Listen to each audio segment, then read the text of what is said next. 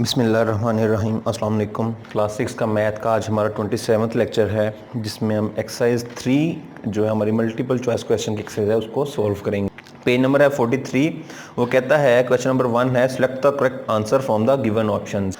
जी तो हमने क्या करना है, हमने यहाँ पर जो उसने आंसर्स दिए हुए हैं उसमें से करेक्ट ऑप्शन जो है वो सिलेक्ट करनी होगी। क्वेश्चन नंबर 1 है the positive factors of 12 are. वो कहता है 12 जो हमारा नंबर है, 12 जो नंबर है इसके पॉजिटिव फैक्टर्स कौन कौन से होंगे। तो सबसे पहले हम ए ऑप्शन देख लेते हैं, वो है 12, 24, 36, 48। बी ऑप्शन है 2, 4, 6, 8, 10 एंड 12। सी ऑप्शन है 1, 2, 3, 4, 6 एंड 12। और डी ऑप्शन है 1, 2, 4, 6 एंड 12। यहाँ पे बच्चे मैं एक चीज़ बताता चलूँ, जब भी आपके पास इस तरीके से फैक्टर्स बताना हो या आपने मल्टीपल बताने हो तो आपको रूल्स याद होने चाहिए जो कि आपने इस चैप्टर में किए थे। कौन से रूल्स किस नंबर के लिए अप्लाई हो सकते हैं, यानी हम कैसे गेस कर सकते हैं कौन सा नंबर किस डिजिट पे डिवाइड हो सकता है। तो अगर आपको रूल्स याद हैं तो आप बहुत ईजिली इनको सॉल्व कर सकते हैं। दूसरा तरीका इसका ये है कि अगर छोटा नंबर है तो आप उसको वैसे भी मल्टीप्लाई या डिवाइड करके चेक कर सकते हैं। जैसा कि जो ऑप्शन ए है उसमें वो कहता है इसमें 12, 24, 36 और 48 लिखा हुआ है, ये एक्चुअली इसके फैक्टर्स नहीं है, ये इसके मल्टीपल्स हैं, तो ऑब्वियसली ये हमारा आंसर करेक्ट नहीं होगा।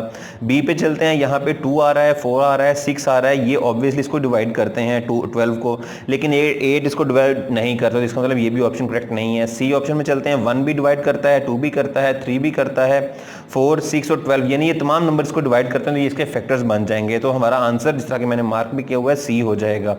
इसके अलावा डी भी आंसर तो ठीक है लेकिन इसके अंदर से 3 मिसिंग है, तो चूंकि हमने मोस्ट करेक्ट आंसर देखना होगा तो फिर वो सी ऑप्शन होगी। इसके बाद क्वेश्चन नंबर 2 है, वो यहाँ पर लिखा हुआ है उसने एवेल्युएट 2 + 7 × 9। अब यहाँ पे आपको बोर्ड मार्क्स की तरतीब याद होनी चाहिए कि सबसे पहले हम डिवाइड और मल्टीप्लाई करते हैं और उसके बाद फिर प्लस या माइनस किया जाता है।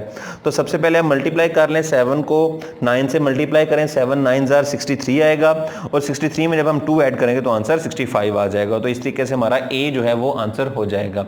इसके बाद थर्ड है if a number is such that the sum of alternate digits is equal the number must be divisible by 11। ये हमने कंडीशन पढ़ी थी कि 11 पे वो नंबर डिवाइड हो सकता है जिसमें अल्टरनेट डिजिट्स का सम जो है वो इक्वल हो जाए, यानी एक के बाद नंबर छोड़ के अगला नंबर को हम अगर ऐड करें, यानी अल्टरनेट डिजिट्स लिए जाएं एक नंबर के और उनका सम किया जाए, तो वो सम अगर 11 पे डिवाइड होता हो, 11 पे डिवाइड होता हो, तो हम कह सकते हैं कि वो नंबर 11 पे डिवाइड होगा। तो यहाँ पे ए फॉल्स, ये बिल्कुल ऑप्शन नहीं है।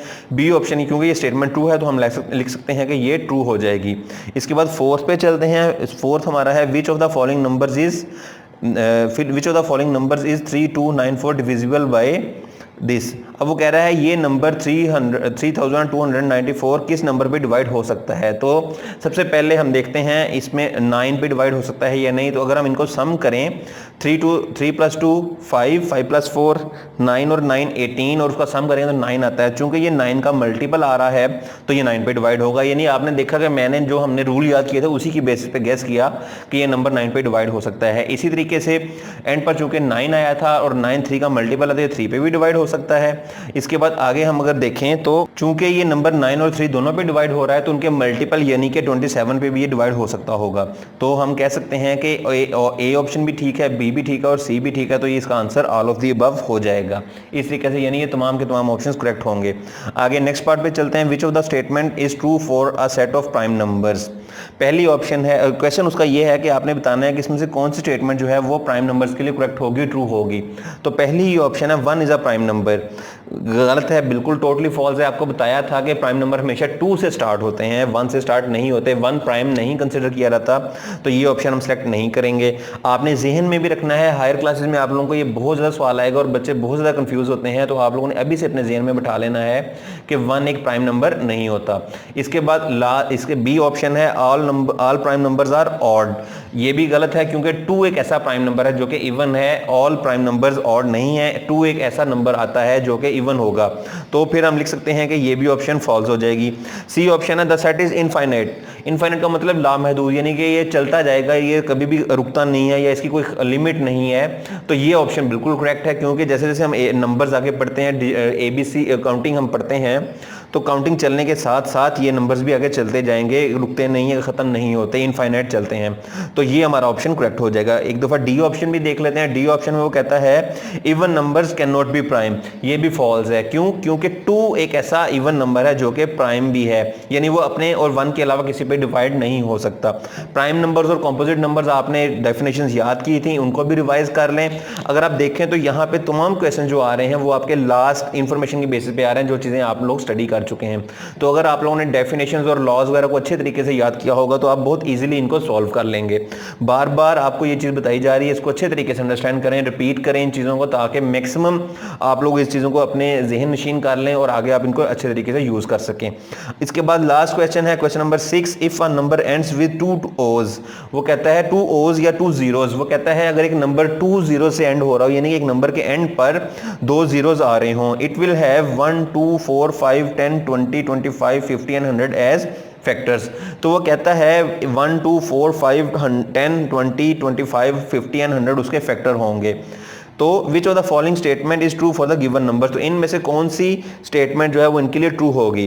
क्वेश्चन पहली ऑप्शन है not all the numbers will be factors. ये करेक्ट नहीं है, क्योंकि उसने ऑलरेडी बता दिया है कि इसके ये फैक्टर्स होंगे, तो ये ऑप्शन इनकरेक्ट हो जाएगी। उसके बाद बी पे चलते हैं, none of the numbers will be factors. ये भी गलत है, ऑलरेडी ये चीज़ मेंशन की गई है, और अगर हम सॉल्व भी करके देखें या इसके लॉस भी देखें तो उसके अकॉर्डिंगली भी अगर किसी नंबर के एंड पे 2 जीरोस आ जाएं तो वो इनके मल्टीपल बनेंगे।